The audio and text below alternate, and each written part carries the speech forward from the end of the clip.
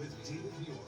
Good evening. It's great to have you with us here on a very busy Wednesday night. These life-threatening storms moving in, the highest threat level for tornadoes and storms, multiple states. We're going to go live to Ginger Z in the storm zone with the forecast in a moment. But we do begin tonight with President Trump and his sweeping new tariffs announced just a short time ago on goods coming into the U.S. Economists say these are the highest tariffs on America's trading partners and our allies in more than a century, and they warn that Americans will see higher prices. President Trump late today in the Rose Garden calling this Liberation Day to free America from dependence on foreign goods, holding up a chart and revealing the sweeping new tariffs, a baseline 10% tariff on all countries, and even higher in some cases, 20% tariffs on the EU, 34% on China, 24% on Japan, 26% on India. The president saying these are reciprocal tariffs, arguing you do it to us, we'll do it to you. But economists warn that tariffs on these goods coming into the U.S. will be paid for by businesses and stores bringing them in and then passing that cost on to consumers. Now, just before the announcement in the Rose Garden, the Dow closing up 235 points at 42,225. But soon after the president's sweeping tariffs were announced, take a look at the futures tonight. The Dow futures, the S&P 500, NASDAQ futures, all turning negative on the news. The forecast, of course, of what could be coming tomorrow. President Trump has acknowledged Americans could feel short-term pain here, but he argues it's necessary to bring manufacturing back. ABC senior political correspondent Rachel Scott was in the Rose Garden. She leads us off tonight. I'll give you the Rose Garden. Tonight, with the whole world watching, President Trump in the Rose Garden announcing a sweeping set of tariffs on all goods imported to the United States. A move that threatens to upend the global economy and spike the cost of living for American families. The president insists it's necessary to bring jobs and manufacturing back to America. This is one of the most important days, in my opinion, in American history. It's our declaration of economic independence. The president today declaring a national emergency, imposing a 10% tariff on all foreign imports. Roughly 60 countries, including some of America's closest trading partners, will face even steeper tariffs. A 34% tariff on all imports from China, a 25% tariff on products from South Korea, a 20% tariff on goods from the European Union. President Trump says the higher penalties come in response to tariffs those countries impose on American products they import. European Union, they're very tough, very, very tough traders.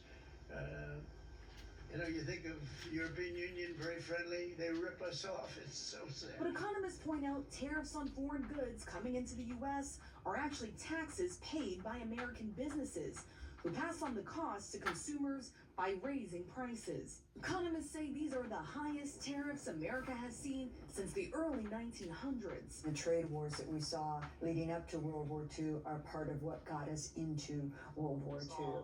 And so that's why we've been trading more with each other and trying to bring down trade barriers over time to avoid some of the kind of pain that we experienced during the Great Depression. In the past, the president has acknowledged Americans could feel some short-term pain from his tariffs. But today, no mention of the burden families could soon face, with prices expected to rise on everything from clothing to groceries, iPhones to cars. These tariffs are across the board. They're going to touch everything from going to the grocery store to going out to restaurants to even having to go to places like the movie theater and trying to have a little time off, because everywhere you go, there's some aspect that they'd have to import to do that. Take cars, for example. President Trump is imposing a 25% tariff on all cars and parts coming into the country. In Glendale, Wisconsin, I asked Patrick Cumro what it will mean for his car repair business. Will you have to raise prices for your customers? Absolutely. Yeah, absolutely. By how much? I guess the minimum is going to be 25% on all parts. Patrick worries his business will suffer if tariffs force him to raise prices on his customers. Their bill ultimately is going to be higher, and it's not getting us any more money. It's just taking from the customer and passing it through. But at the White House today, retired auto worker Brian Cannabaker says even if it takes some time, this will lead to more manufacturing jobs. I don't think it's going to be that long, but we have to be patient and let it happen. So we're happy that the auto workers support what President Trump is doing. But on Capitol Hill, Democrats aware they lost the election in large part of grocery prices, tonight declaring Trump's policies are about to make things a lot worse. This is not Liberation Day, it's Recession Day in the United States of America. That's what the Trump tariffs are going to do. Crash the economy. So let's bring in Rachel Scott. She's live at the White House tonight. Rachel, on that point right there, the president has said in recent days that these tariffs could cause short-term pain for the American people. He argues it's necessary, and he's also said at different points that Americans will understand. It's not something he talked about today. Both parties have acknowledged here that one of the key reasons President Trump won in November was on his promise to bring down prices. He often said on day one.